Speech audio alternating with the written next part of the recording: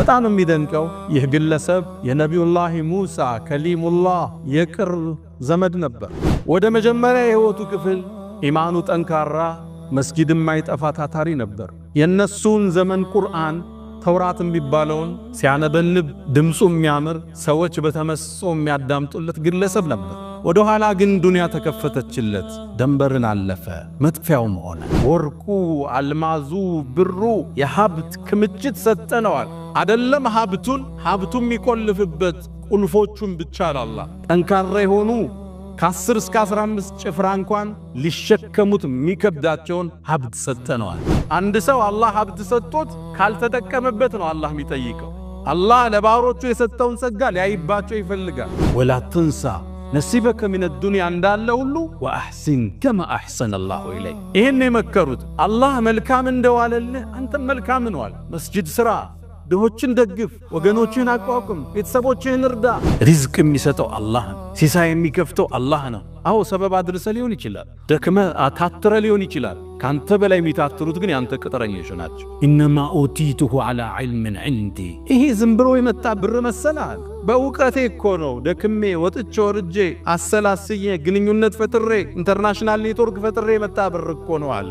ዱንያ አላህ ዘንድ የትንኝን ክንፍ ልብ በሉ። ነቢዩ ዓለይሂ ሰላቱ ወሰላም እንዳሉት ዱንያ ትንኝን ብትመዝን አላሉ ለው አነ ዱንያ ተዚኑ ዐንደላሂ ጀናሐ በዑዳ። የትንኝን ክንፏን ትንኟን አላሉ እሷን ብትመዝን ኑሮ ለአንድ እሱን ለካደው ሰው አንዲት ጉንጮ ውሃ ያጠጣውን ብለዋል ነቢዩ ዓለይሂ ሰላቱ ወሰላም። ፈኸረጀ ዐላ ቀውሚሂ ፊ ዚነቲህ።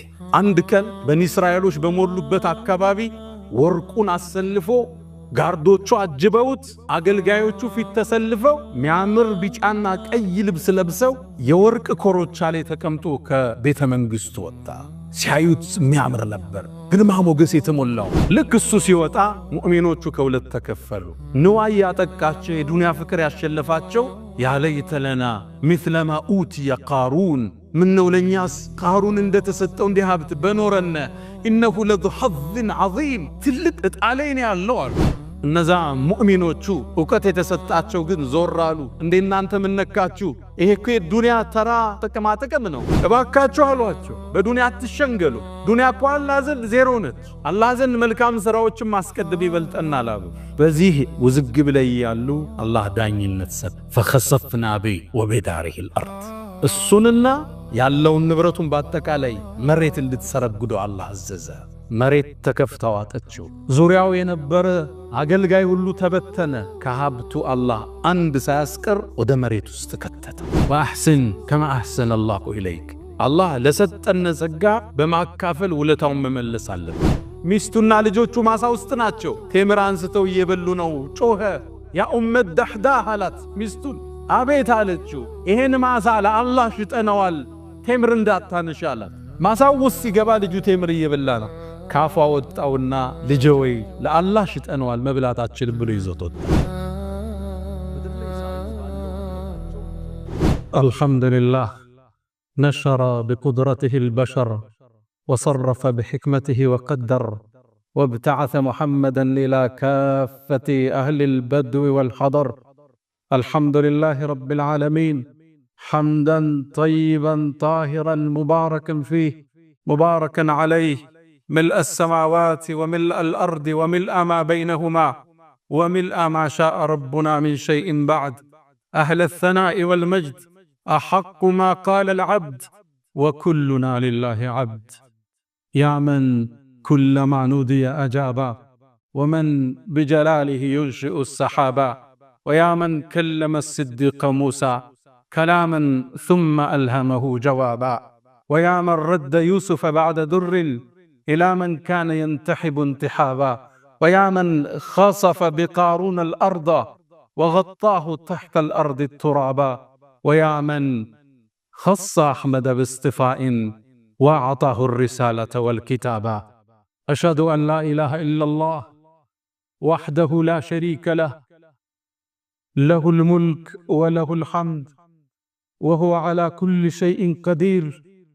وأشهد أن سيدنا وإمامنا وقرة أعيننا محمدًا عبد الله ورسوله البشير النذير والسراج المظهر المنير خير الأنبياء مقاما وأحسن الأنبياء كلاما لبينة تمامهم ومسك ختامهم. بعثه الله بين يدي الساعة بشيرا ونذيرا وداعيا إليه بإذنه وسراجا منيرا، فختم الله به الرسالة وهدى الله من الضلال وبصر به بعد العمى، فتح الله به أعينا عميا وأذانا سما وقلوبا غلفا، تركنا على المحجة البيضاء ليلها كنهارها لا يزيغ عنها إلا هالك. أغر عليه للنبوة خاتم من الله نور يلوح ويشهد، وضم الإله اسم النبي إلى اسمه إذا قال في الخمس المؤذن أشهد، وشق له من اسمه ليجله فذو العرش محمود وهذا محمد. نبينا أتانا بعد يأس وفترة من الرسل والأوثان في الأرض تعبد، فأمسى سراجا مستنيرا وهاديا يلوح كما لاح الصقيل المهند، وأنذرنا نارا وبشر جنة وعلمنا الإسلام فالله نحمد. فصلوات ربي وتسليماته عليه ما اتصلت عين بنظر ووعت أذن بخبر، وسلم تسليما كثيرا. عباد الله، أوصي نفسي الخاطئة وإياكم بتقوى الله، ولقد قال تعالى: ولقد وصينا الذين أوتوا الكتاب من قبلكم وإياكم أن اتقوا الله يا أيها الذين آمنوا اتقوا الله حق تقاته ولا تموتن إلا وأنتم مسلمون. يا أيها الذين آمنوا اتقوا الله وقولوا قولا سديدا يصلح لكم أعمالكم ويغفر لكم ذنوبكم، ومن يطع الله ورسوله فقد فاز فوزا عظيما.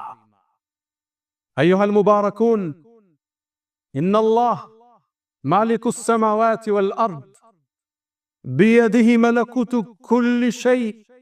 إن الله هو الرزاق ذو القوة المتين، يبسط الرزق لمن يشاء ويقدر، بيده خزائن السماوات والأرض، تكفل بأرزاق العباد، وفي السماء رزقكم وما توعدون.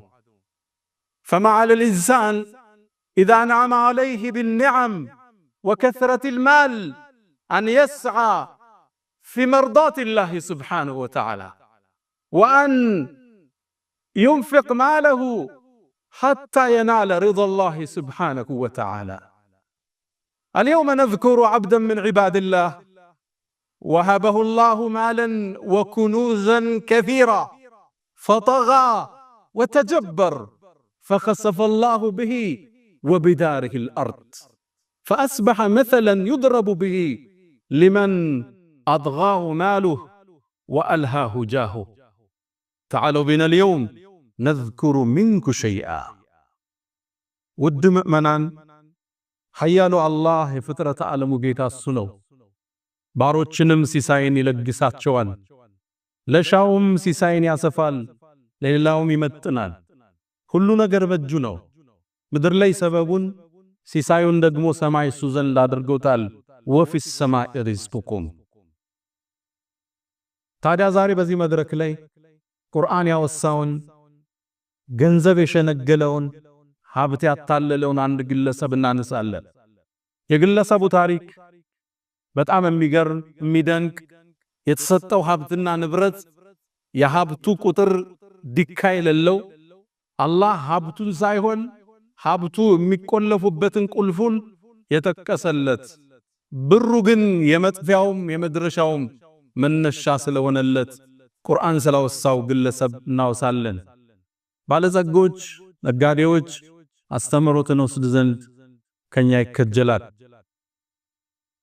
የግለሰቡን ታሪክ አላህ ሱረቱል ቀሰስ የሙሳን ታሪክ በዝርዝር ባብራራበት ምዕራፍ ውስጥ አትቶት እናገኛለን።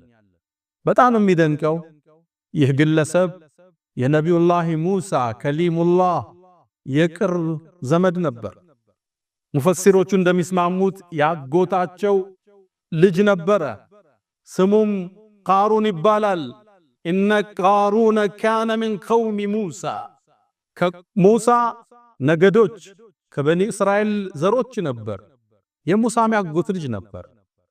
ሀብቱ ጥግ የደረሰ ነበር። ወደ መጀመሪያ የህይወቱ ክፍል ኢማኑ ጠንካራ መስጊድ የማይጠፋ ታታሪ ነበር። የነሱን ዘመን ቁርአን ተውራት የሚባለውን ሲያነበንብ ድምፁ የሚያምር ሰዎች በተመስጦ የሚያዳምጡለት ግለሰብ ነበር።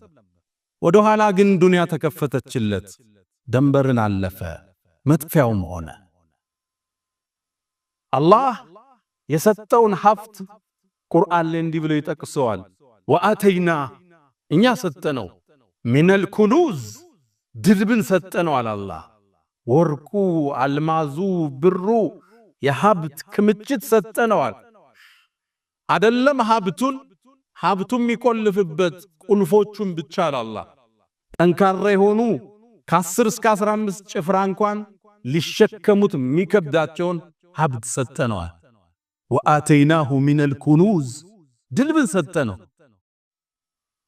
መፍቻው ብቻ ማኢነ መፋቲሐሁ ሚፍታህ መፋቲህ ማለት ሚፍታህ መክፈቻ የሚለው ብዙ ቁጥር ነው። የቁልፎቹ ብዛት ይላል ለተኑኡ የሚከብድ ይሆነ بالعصبة أولي القوة በጣም ጠንካራ የሆኑ ወዛደሮች ቁልፉን እንኳን ሊሸከሙት 10-15 ነው የሚከብድን ሀብት ሰጥ። አንዳንዶቹ ቁልፉን ብቻ ይላሉ ሙፈሲሮች በ40 በቅሎ ነበር የሚጫና። ልብ ብላችሁ ቁልፉ ብቻ 40 በቅሎ ነበር የቃሩንን የሀብት መቆለቢያ ቁልፎች የሚሸከሙት። ይህን ሀብት አላህ ሰጠ። ፈበጋ ዐለይሂም በህዝቦቹ ላይ ደንበር አለፈ። በሀብቱ መኩራት ጀመረ። ወደ መልካም ነገር ሲጠሩት አሻፈረ ማለት ጀመረ። ያገኘው በእውቀቱ እንደሆነ ማሰብ ጀመረ። ታዲያ ደጋጎቹ አልተውትም። ቃሉ ላ ተፍራህ ትዕቢት የወጠረውን ደስታ አትደስታል። ኩራት የተሞላበትን ደስታ ተው። ኢነላህ ላ ዩሂቡል ፈሪሒን በትዕቢት ተወጥረው ደስታ ውስጥ የገቡትን አላህ አይወድምና ተዋሉት።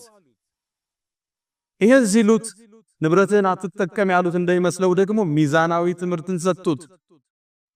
ወአሕስን ከማ አሕሰነ አላሁ ኢለይክ አላህ ለአንተ መልካምን እንደዋለ አንተም ለሌሎቹ መልካምን በመዋል ውለታህን ክፈል አሉት። ወላ ተንሰ ነሲበከ ሚነል ዱንያ አላህ ከሰጠ ጸጋ ደግሞ ዱንያዊ እጣ ፋንታህን አትርሳት። ብሩን ተጠቀምበት፣ ብራንድ ልበስ፣ ብራንድ መኪና ንዳ። እስልምና ሚዛናዊ ይታን ያለው اللهم آتنا في الدنيا حسنة وفي الآخرة حسنة ሁለት ክንፍ ነው የምንመርበት። አንድ ሰው አላህ ሀብት ሰጥቶት ካልተጠቀመበት ነው አላህ የሚጠይቀው። አላህ ለባሮቹ የሰጠውን ጸጋ ሊያይባቸው ይፈልጋል። ቢሊየነር ሆኖ ተራ መኪና ሲነዳ አላህ ማየት አይፈልግም። የእስልምና አቋም ይሄ። ለዛ ነው ነብዩ አለይሂ ሰላቱ ወሰለም አንድን ሰው አላህ የሰጠውን ጸጋ ሲጠቀምበት ሊያየው ይፈልጋል። ይሁብ ነው የሚለው ሐዲሱ። ይወዳል በእንባሪያ ሲያየው። ሀብት ካለ ጥሩ ቤት ነው ውስጥ ነው፣ ጥሩ መኪና ንዳ፣ ብራንድ ልበስ።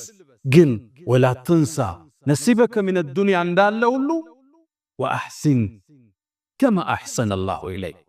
ይሄን የመከሩት አላህ መልካም እንደዋለልህ አንተም መልካም ነዋል። መስጂድ ስራ፣ ድሆችን ደግፍ፣ ወገኖችን አቋቁም፣ ቤተሰቦችን እርዳ። ወአሕሲን ከማ አሕሰነ አላሁ ኢለይክ።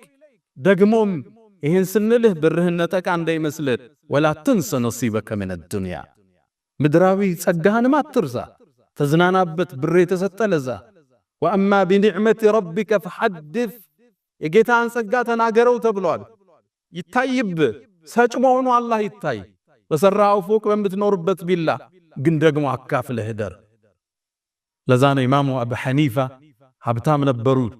ኢማሙ አቡ ሐኒፋ መስጂድ ሲገቡ የሽቷቸው ጠረን መስጊድ እንደገቡ አወል ሶፍ ያለ ሲያክ ነበር። ዘመናዊ ነገስታት የሚቀበቱን ሽቶ ነበር የሚቀበ። ኢማሙል አዕዘም የፉካሃዎቹ አባት እያንዳንዱ መዝሃብ የሳቸው ጥገኛ ነው የሚባልላቸው ነጋዴ ነበሩ። አንድ ልብስ ስለራሳቸው ሲወስዱ አንድ ልብስ ሰደቃ ይሰጣሉ ይባላል። ወላ ተንሰ ነሲበከ ሚነ ዱንያ ወአሕሲን ከማ አሕሰነ አላሁ ኢለይክ ብለው መከሩት። ቢሰማ ግን ፍቃደኛ አይደል። አንድን እኩይ ቃል መለሰላቸው። ቃለ ኢነማ ኡቲቱሁ ዐላ ዒልምን ዒንዲ አላቸው። ይህን የምታዩትን ሀብት እኮ የተሰጠሁት በእውቀቴ ነው አላቸው። በቢዝነስ ጥበቤ፣ በግንኙነት ጥበቤ ሌት ተቀን ለፍቼ አሁን እንደሚባለው ስለ ሀብቱ ሲናገር ቻይና ወጥተን ዱባይ ተመላልሰን በረሃ ወርደን አርሰን ወርቅ ቆፍረን እኮ ነው ያመጣነው ዝም ብዬ መሰለ ይላል። አንተ አዲስ አበባ ነው ያለው፣ ያንተ ወርቅ ቆፋሪዎቹ ግን ገጠር ነው ያሉት። እነሱ ካንተ በላይ እየለፉን የሰጠህ አላህ ነው። ወአተይና ሰጠነው አላህ። አው ግንኙነትን ተጠቅመ ሊሆን ይችላል፣ ደክመ ሊሆን ይችላል። ካንተ በላይ የሚደክሙ ግን ሰራተኞች አሉ፣ ያንተን ያህል ሪዝቅ የላቸው። ሪዝቅ የሚሰጠው አላህ ነው። ሲሳይ የሚከፍተው አላህ ነው። አው ሰበብ አድርሰ ሊሆን ይችላል፣ ደክመ አታትረ ሊሆን ይችላል። ካንተ በላይ የሚታትሩት ግን ያንተ ቅጥረኞች ናቸው። ኢነማ ኡቲቱሁ ዐላ ዒልምን ዒንዲ። ይሄ ዝም ብሎ የመጣ ብር መሰላል? በእውቀቴ እኮ ነው ደክሜ ወጥቼ ወርጄ አሰላስዬ ግንኙነት ፈጥሬ ኢንተርናሽናል ኔትወርክ ፈጥሬ የመጣ ብር እኮ ነው አለ። አላህም ተቆጣበት። እችን ያዘበት አላህ ማስከትሏል። አያቅም እንዴ እኛ ከሱ በፊት ከሱ በላይ ሀብትና ከሱ በላይ አቅም የነበራቸው ሰዎች እንደደመሰስነ አልሰማም እንዴ አላህ አስከትል። ከዛም አንዴ የጥፋቱ ቀን ተገለጠ። فخرج على قومه في زينته። አንድ ቀን በኒ እስራኤሎች በሞሉበት አካባቢ ወርቁን አሰልፎ ጋርዶቹ አጅበውት አገልጋዮቹ ፊት ተሰልፈው ሚያምር ቢጫና ቀይ ልብስ ለብሰው የወርቅ ኮሮቻ ላይ ተቀምጦ ከቤተ መንግስቱ ወጣ። ሲያዩት ሚያምር ነበር፣ ግርማ ሞገስ የተሞላው። فخرج على قومه ወደ ህዝቦቹ ወጣ። ይሄ ሁሌ የሚያረገው ነው። ወጥቶ ሀብቱን አሳይቶ ጉራውን ነፍቶ ይመለሳል ሁሌ። በዚህ ጊዜ ግን አላህ ሊያልፈው አረፈለከ። ልክ እሱ ሲወጣ ሙእሚኖቹ ከሁለት ተከፈሉ። ንዋይ ያጠቃቸው የዱንያ ፍቅር ያሸለፋቸው ያ ለይተለና مثلما أوتي قارون ምነው ለኛስ ቃሩን እንደተሰጠው እንዲህ ሀብት በኖረነ إنه لذو حظ عظيم ትልቅ እጣላይ ነው ያለው አሉ። ኢማናቸው ተንሸራተተ። አንዳንዱ እንዲህ ገጥመዋል። የሌሎችን ሀብት ሲያይ ምቾት ድሎት ሲያይ ኢማኑ መርጊያ ያጣል።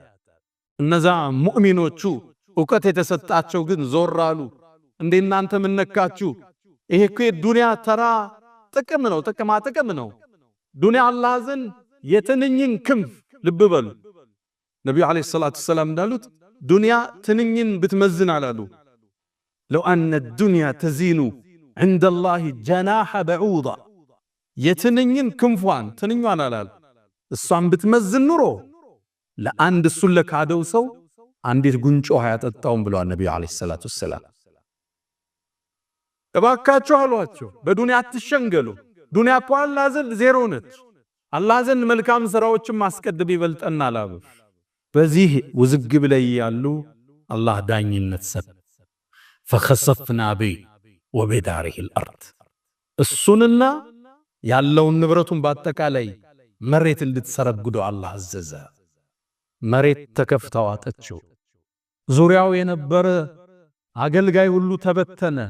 ከሀብቱ አላህ አንድ ሳያስቀር ወደ መሬት ውስጥ ከተተው። እነዛ ምእመናኖች ይህን ክስተት ሲያዩ ደነገጡ።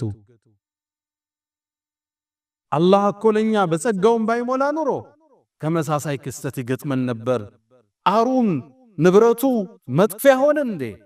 አላህ ቃሩንን ለትውልድ በሀብቱ ለኮራ፣ በስልጣኑ ለኮራ፣ በክብሩ ለኮራ፣ ሰዎችን ቆርጦ ለሚያይ ባፍንጫው ለሚያናግር ሁሉ አላህ ምሳሌ አድርጎ ጣለፈ። አላህ ታዲያ አንቀጹ ሲቋጨው የቃሩንን ታሪክ ተርኮ በአንድ አረፍተ ነገር ዘጋው። تلك الدار الآخرة እኛ እኮ የቀጣዩን ዓለም ነጃሉሃ እናረጋታለን للذين لا يريدون علوا في الأرض ምድር ላይ በሰዎቹ ላይ መኮፈስል መኩራትን ለማይወዷት እናደርጋታለን አላህ። والعاقبة للمتقين መጨረሻው ፍጻሜው አላህን ለሚፈሩት ነው የሚል የቁርአን አንቀጽ የቃሩንን ታሪክ አላህ መዝጊያ አደረገው። ቃሩን ሁሌም ቢሆን ለሁሉም ትውልዶች በሀብታቸው ለኮሩ ሀብታቸውን ይዘው በእውቀታቸው ብቻ እንዳገኙ ታስበው ለሌላው ለማካፈል አሻፈረ ይላሉ ሲመከሩ ምክርን ላልሰሙ ከመካሪዎቹ በላይ ለተኮፈሱ መቀጣጫ ይሆን ዘንድ ቁርአን ላይ አላህ ታሪኩን ጠቀሰው። አላ ወተሰደቁ ወፈዓሉ الخيرات واستغفروا ربكم فطوبى للمستغفرين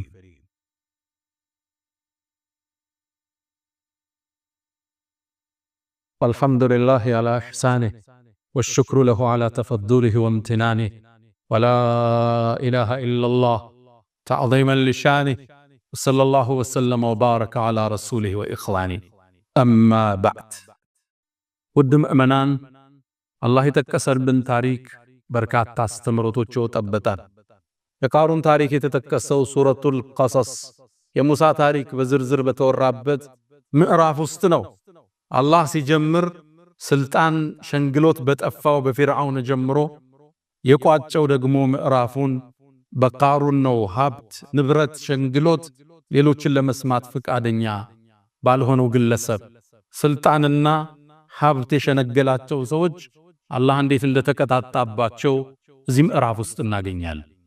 ምዕራፉን ታዲያ አላህ ሲቋጭ ትልከ ዳሩል አኺራ እኛ እኮ ቀጣዩን ዓለም እናደርጋታለን للذين لا يريدون علوا في الأرض ولا فسادا بدر لي بكلة لما يشو سوش بلاي مكفس لما يفلقو حزب قاتنا انسو لحزب فكر فققتا ستو لم ينوروت النادرقاتان لنا الله سو الله بستو اوكت وبت حابت نبرت لكوراي قباو كلنا يستو الله لالله مسقاي بمهون شماريوني كجلال لإن شكرتم لأزيدلكو በቅርቡ ተመሳሳይ የቃሩን አይነት ታሪክ አንድ ባለ ሀብት ላይ ደርሷል። ግብፃዊ ባለ ሀብት ናቸው። ትልቅ ሀብት አላቸው። ለኸይር ግን ቅርብ አልነበሩም። ሰዎች ሄዱና እባክህን ይህን ንብረትን ለወራሽ ጥለው አትድ፣ አካፍል፣ ስታካፍል ሀብት ይጨምራል ተብሎ አላሉት። ነገ ይህን ንብረት ድንገት ብታጣው አላህ ሲጠይቅህ አሉት። ግለሰቡም አሳንሶ ያያቸው ባፍንጫው መለሰላቸው። ድህነት ይመጣል አላችሁኝ አላችሁ። እውነተኛ ታሪክ ነው የምነግራችሁ። ድህነት ቢያሯሩጠኝ እንኳን አይደርስብኝም አላችሁ። በእርግጥም ብዙ ፋብሪካ ብዙ ንብረት ያለው ግለሰብ ነበር። መሻይኮቹ ምን ይላሉ? ታሪኩን የጻፉት አንድ ዓሊም ያነበብኩት ላይ ከዓመታት በኋላ ይህን ግለሰብ አየነዋል።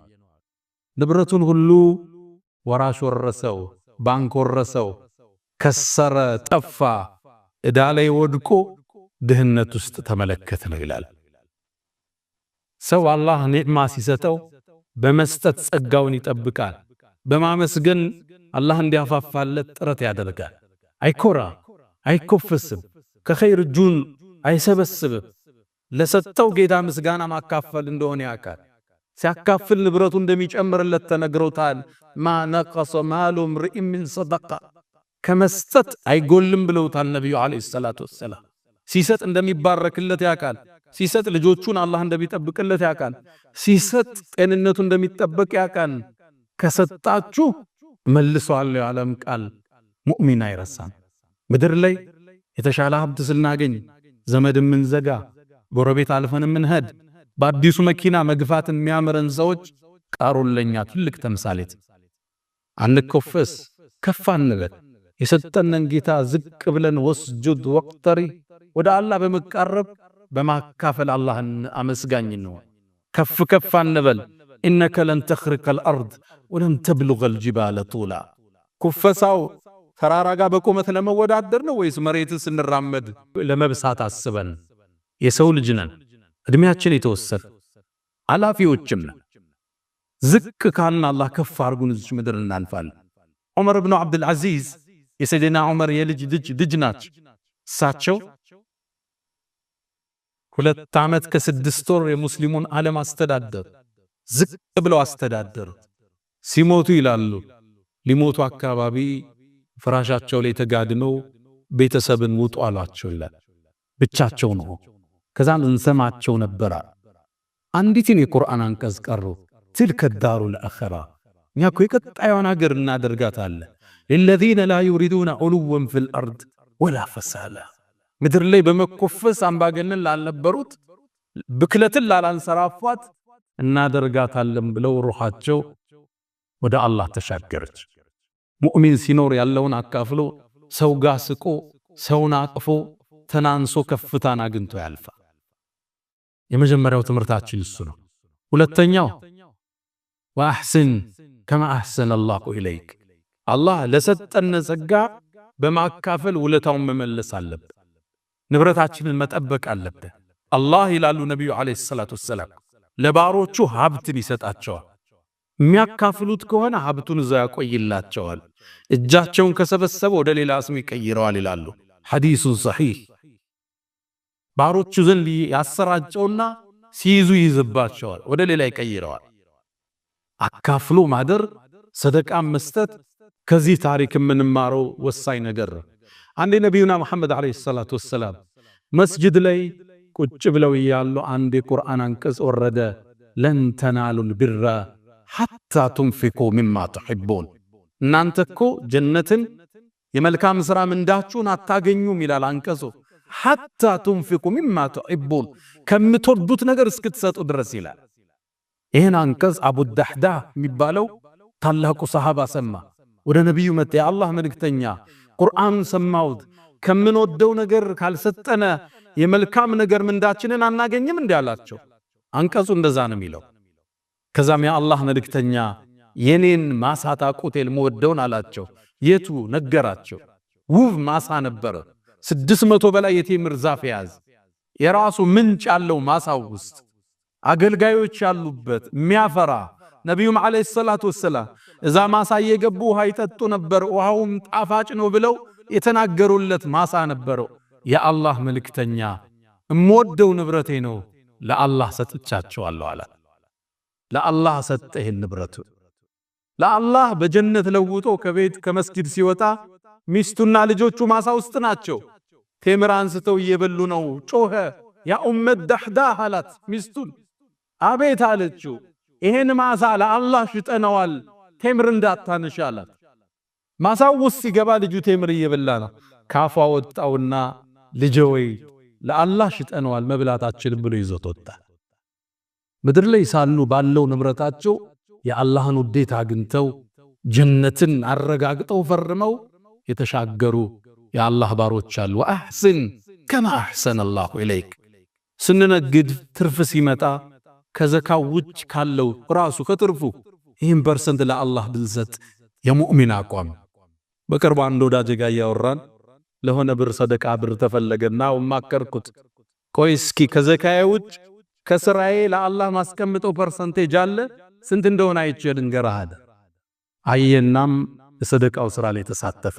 ብሩን ልኮ ምን ሰራው ንግድ ውስጥ ከዘካችን ውጭ ለአላህ ምን ነው ይፈልጋል። ሌላ እኔ አንድ ወዳጅ አለኝ ዘካውን 10% የሚያወጣ ዘካው 2.5% ነው የምናወጣው 2.5 10 የሚያወጣ ነው ያቃር እኛ ውስጡ ነው። የአላህ ደጋግ በሮችን ታገኛላችሁ ስፈትሿቸው። ሀብት ጥቅሙ ምንድነው? ራት እኮ 20 ሺህ ብር ራት አንበላ። ትንሽ ካዝከው በኋላ ልታካፍለው ብቻ ለሌላው ልትኖርለት ብቻ። ሌላ ከቃሩን የምንማረው ትምህርት እንደምታውቁት ቃሩን የሙሳ ያጎት ልጅ የታላቁ አላህን ያናገረው ነብይ ያጎት ልጅ። አንዳንዴ እንዲህ አይነት የቅርብ ዘመድ የመስመርህ እንቅፋት የጉዞህ እክል ሊሆን ይችላል። ከፊርዓውን ጋር አብሮ ሙሳን አዛ ያደርግ ነበር ቃሩን። ይህን ሀብቱን ተጠቅሞ የሙሳ የቅርብ ዘመድ የቅርብ ወዳጅ ሆኖ ታዲያ አንዳንዴ ይሄ ነገር በህይወት ቢከሰት እንደይገርም ልክ እንደ ሙሳ ሁሉ ነብዩም አለይሂ ሰላቱ ወሰላም አጎታቸው አቡ ለሃብ ምን ያህል እንዳስቸገራቸው ታውቃለህ። ተበት የዳ አቢ ለሃብ ወተብ አፋ ብሎ አላህ ያወጀበት። አሊያም ሌላ ጊዜ ከጎና ቅፋት ምተኛ ባለቤትህ የመስመር እንቅፋት ትሆን ትችላለች። ልክ የሉጥና የኑህ ሚስት ከነሱ ተቃርነው እንደቆሙና ጥፋት ውስጥ እንደገቡት ሁሉ ሌላ ጊዜ አብረው የተወለዱት የአብራክ ክፋይ ካንተ መስመር ተቃራኒ ተጻራሪ ሊቆሙ ይችላሉ። ልክ እንደ ነቢዩላህ ዩሱፍና እንደ ወንድሞቹ ኢነ አባና ለፊ ضላሊን ሙቢን ያሉ ወንድማቸውን ጉድጓድ ውስጥ ለመክተት ርህራሄ ያልነበራቸው እቅቱሉ ዩሱፍ አው ጥራሁ ወይ ንግደለው ብለው ወንድማቸው ላይ ሴራ ያወጡ። አንዳንዴ ሸይጣን መሃል ይገባልና እንደ አይነት ነገሮች ቤተሰብህም ውስጥ ሊከሰት ይችላል። ይህን ስታደንግጥ ዝምድናህን ለመቀጠል ጥረት አድርግ። በሶብር ነገራቶችን ለፋቸው። ከጨለማ በኋላ ብርሃን መምጣቱ አይቀርም። የቅርብ ዘመድ እርግጥ ሲዞልምህ ህመሙ ከሌላ የበለጠ ይበረታል። ወظልሙ ዘዊል ቁርባ አሸዱ መዳደተን ሚልት ህመሙ ተወርሮ ከሚወጋህ ጦር በላይ ያማል። ምታቀው ሰው ሊያግዝህ ይገባል ምትለው ሰው ከጎን ሲርቅ ተቃራኒ ስቆም ያማል። ግን ህይወት ላይ እንዲህ ሊከሰት ለሚችል ሰው የተሻለ ነገር አንተ ሀብት ስትዝ ወይም የተሻለ ነገር ላይ ስትሆን የሆኑ ስሜቶች ሸይጣን መሃል ይፈጥራል። ለዛ ነው ነቢዩላህ ዩሱፍ ወንድሞቻቸውን አፉ ሲሉ በእኔና በወንድሞቼ መሃል ሸይጣን ካለያየን በኋላ ያሉት ያ መን ትሕቡነ ነቢየ ሙሐመዳ ሰሉ ዐለይህ ወሰልሙ ጡለ ልመዳ ፈሰላቱኩም ወሰላሙኩም ኑረን ለኩም ቢአምሲኩም ወፊ የውሚኩም ወለኩም ገዳ እነላሃ ወመላኢከተሁ ዩሰሉነ ዐለ ነቢይ ያ አዩሃ አለዚነ አመኑ ሰሉ ዐለይህ وسلموا تسليما اللهم صل على محمد وعلى آل محمد كما صليت على إبراهيم وعلى آل إبراهيم وبارك اللهم على محمد وعلى آل محمد كما باركت على إبراهيم وعلى آل إبراهيم في العالمين إنك حميد مجيد اللهم عز الإسلام والمسلمين وأذل الشرك والمشركين ودمر اللهم أعداءك أعداء الدين اللهم إنا نعوذ بك من زوال نعمتك وتحول عافيتك وفجاءة نقمتك وجميع سخطك يا أرحم الراحمين اللهم إنا نعوذ بك من جهد البلاء